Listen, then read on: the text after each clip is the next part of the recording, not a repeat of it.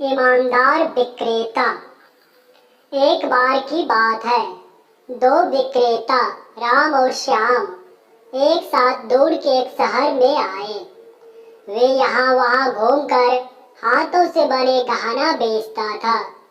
जब वे दोनों एक साथ शहर आए तो उन्होंने ठीक ही किया कि हम दोनों शहर के अलग अलग हिस्से में गहने बेचेंगे।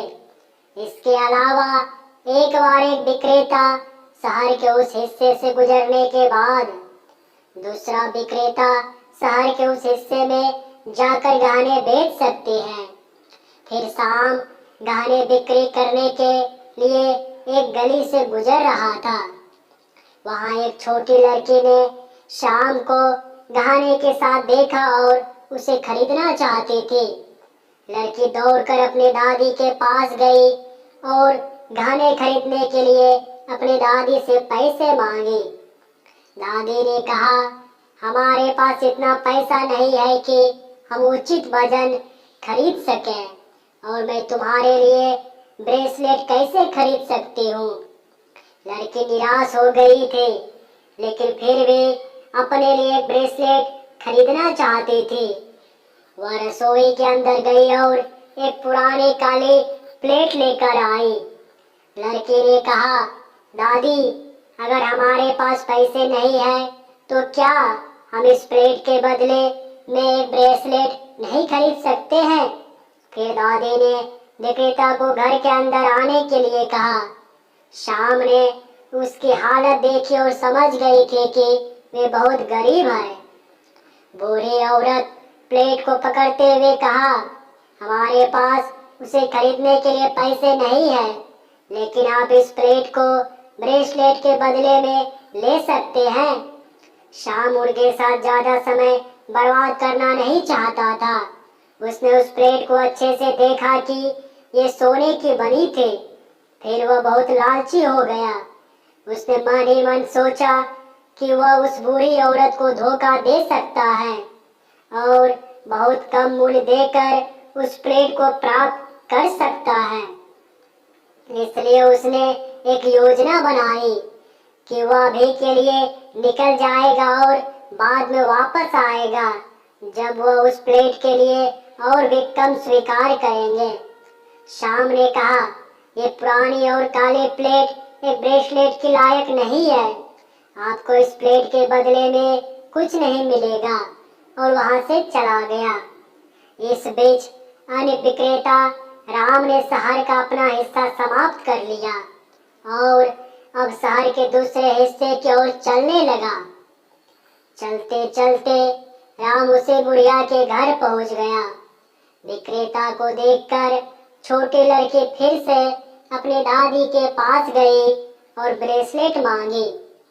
छोटी लड़की की खुशी के लिए दादी विक्रेता के पास जाकर प्लेट दिखाए और कहा, क्या आप मुझे इस प्लेट के बदले में एक ब्रेसलेट दे सकते हैं। राम ने प्लेट की जांच की और पाया ये सोने की बनी हुई थी। उसने उत्तर दिया, मैम, मेरा सारा सामान इस प्लेट के लायक नहीं है, ये बहुत महंगा है।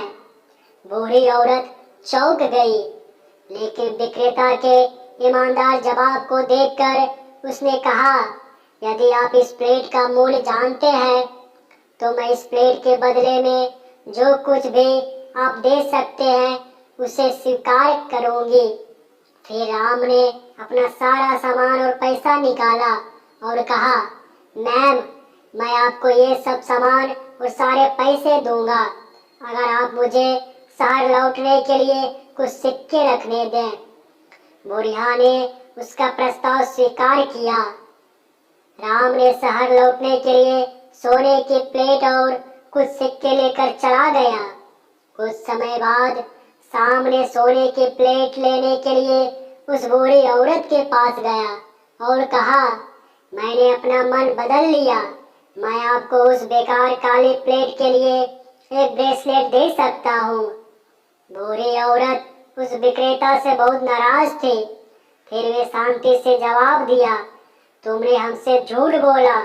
तुम चले जाने के बाद एक दूसरा विक्रेता आया और उसने हमें प्लेट का मूल्य बताया और हमारे साथ व्यापार किया। वह प्लेट लेकर चला गया है। मुझे अब तुम्हारे साथ कोई लेना देना नहीं है। शाम अब सब कुछ नहीं अब कुछ नहीं कर सकता था। उसके लालच ने उसे बहुत नुकसान पहुंचाया है। तो नैतिक शिक्षा को दूसरे को धोखा देना और लालची नहीं होना चाहिए। हमेशा ईमानदारी से जीवन जीने की कोशिश करनी चाहिए। तो दोस्तों, उम्मीद करता हूँ आपको ये कहानी अच्छा लगा होगा। अच्छा लगा हो तो लाइक और दोस्तों के साथ शेयर करें और चैनल पे जो नए हैं चैनल को सब्सक्राइब करें। आप लोगों का कहानी सुनने के लिए बहुत बहुत धन्यवाद दोस्तों।